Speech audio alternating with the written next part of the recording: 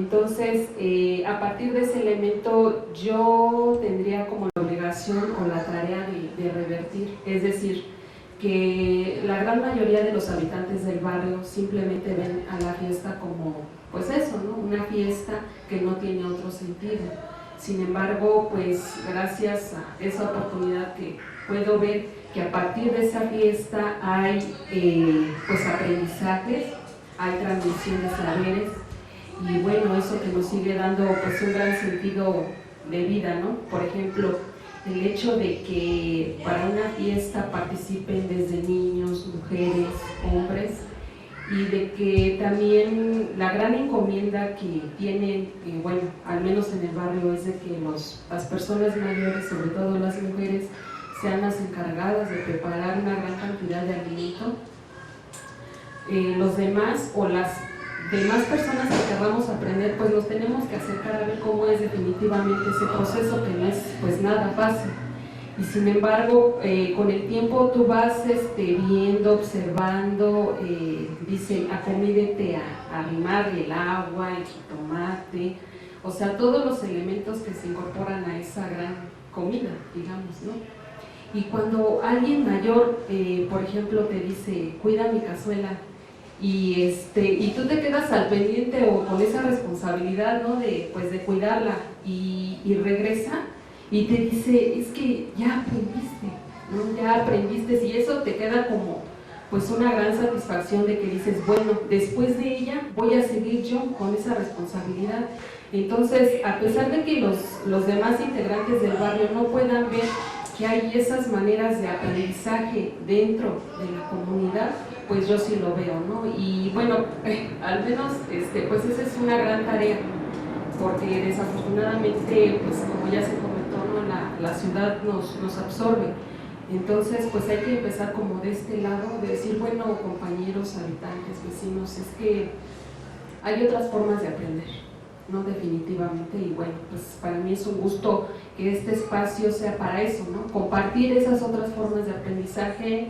Y bueno, qué bueno que los compañeros o los radioescuchas que estén navegando, pues estén escuchando algo interesante definitivamente. Gracias. Muchas gracias, Marcela, por esta aportación de las tareas, ¿no?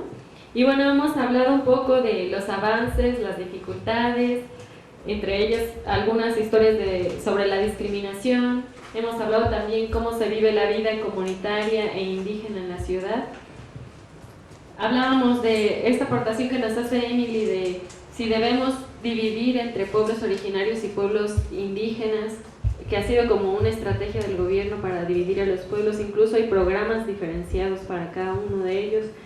Hemos visto un poco la actuación del gobierno, y ahora, antes de hablar un poco de los retos, nos gustaría pasarle la palabra a un compañero y después reflexionar sobre esto. ¿Cuáles son los retos que se tiene en la ciudad, que se tiene en las comunidades de origen para el reconocimiento del derecho de los pueblos indígenas?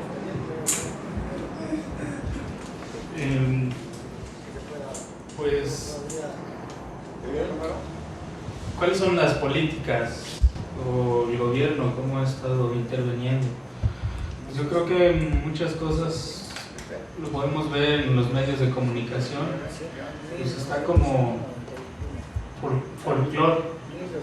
Hay un comercial que pasa de Chiapas, que dice que Chiapas conservan su cultura y hacen no sé qué, y ponen puras así cosas bonitas, ¿no? Es que lo usan como un folclore, y eso pues está sirviendo para ellos.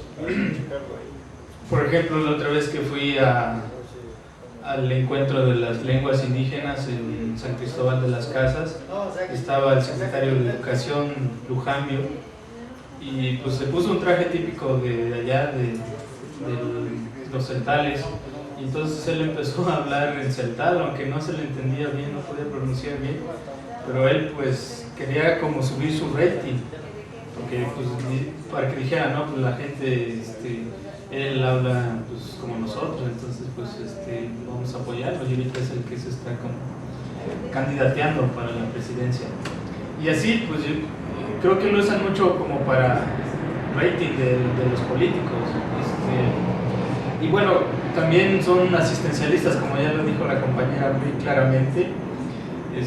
Por ejemplo, está el caso que no es aquí del DF, pero está muy cerca, el caso de Atenco, que pues el gobierno quería poner ahí un aeropuerto y pues diciendo que les iba a beneficiar a la comunidad, y pues la comunidad tiene otra cosmovisión, otra manera de pensar, que no estuvo de acuerdo, y se unieron y lograron que se saliera ese proyecto. Y pues bueno, también es importante mencionar aquí que está el INAVI, no solamente para el DF, sino para a nivel nacional. Pero aquí, por ejemplo, aquí en el DF que yo conozco, pues por lo menos organizaciones que están trabajando fuertemente con la cuestión de la identidad de las lenguas, pues no ha habido como un apoyo muy cercano a estas organizaciones. Apoya a otras instancias, otros grupos, pero por ejemplo estas organizaciones que están así trabajando, pues como que no las ha apoyado mucho. Y bueno, así hay infinidad de casos, ¿no? Pero y pues sí, vemos que la actuación del gobierno deja mucho que desear en todas las experiencias que ustedes han comentado. Y pues tiene que ver también como con su concepción, ¿no? Cómo concibe a los pueblos indígenas.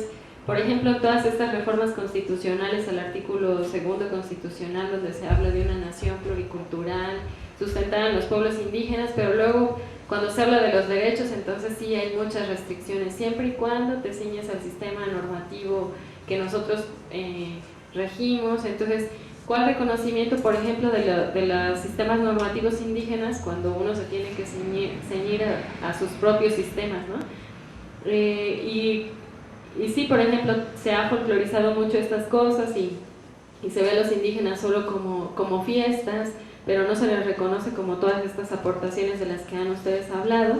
Y bueno, pues lamentablemente se nos acaba el tiempo, ha sido una plática muy rica, hemos conocido aportaciones de todos los participantes y ya por último nos gustaría platicar como última tema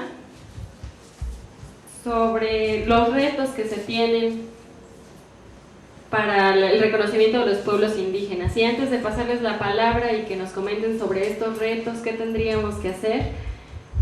Habló uno de nuestros radioescuchas, que le damos las gracias por comunicarse, Jürgen, que felicita a todos por su capacidad de organización indígena en esta ciudad, por su lucha, por su tesón, a pesar de las políticas públicas y funcionarios que no miran hacia los pueblos indígenas. Ustedes van ganando espacios poco a poco. Es el momento de organizarse y utilizar este espacio para difundir sus ideas y acciones y convocar a todos a movilizarse. Y manda una felicitación para todos. Le mandamos un saludo a Jürgen y le damos las gracias por comunicarse y por sus palabras. También mandamos un saludo a Amado Gutiérrez de Chimalhuacán, Derechos de los Pueblos Indígenas. Bueno, creo que uno de los retos sigue siendo lo que acaba de mencionar uno de los radioescuchas, seguir ganando espacios en distintos foros, distintas conferencias, con distintas instituciones del gobierno.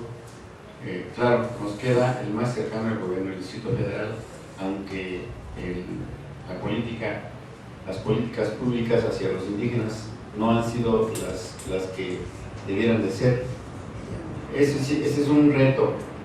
Otro de los retos es convocar a jóvenes hijos de migrantes, jóvenes que ya nacieron en la ciudad y que pues reproduzcan, decimos aquí en la organización, aplicar la democracia indígena, que es una de las mejores, incluso que deberíamos de transmitirlo hacia la sociedad civil para su práctica, ¿verdad?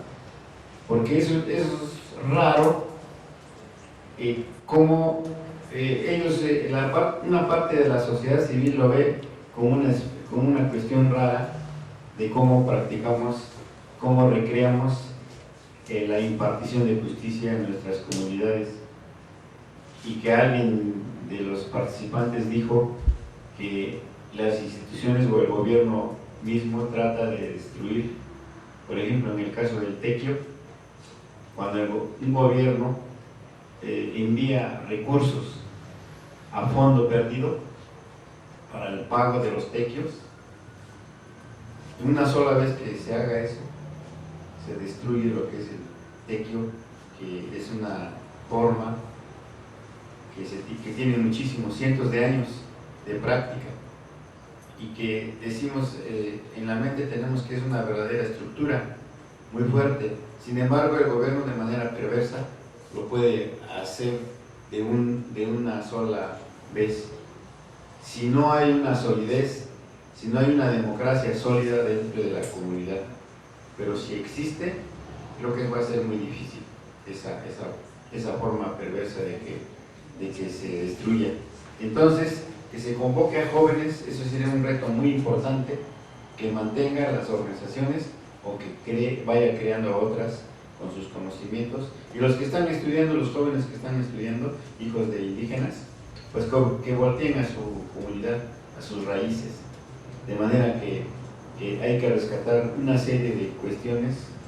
Hay notas periodísticas que dicen que costumbres de comunidades están en peligro de desaparecer por la práctica de la ciudad, por la penetración.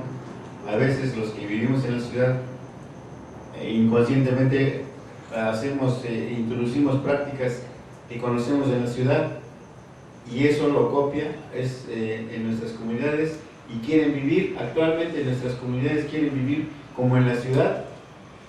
Benjamín, que es de Tabá, hablaba de cuántos diabéticos hay, cuántos infartos se dan, porque ha cambiado su forma de alimentos.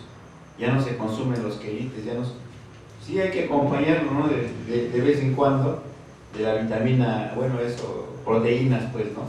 Entonces, para mantenerse mejor forma. Creo que todas esas cosas hacia los jóvenes, un llamado a los jóvenes hijos de indígenas, que practiquen esa forma y que pues practiquen el rescate hacia las mejores costumbres, ¿no? Las mejores prácticas.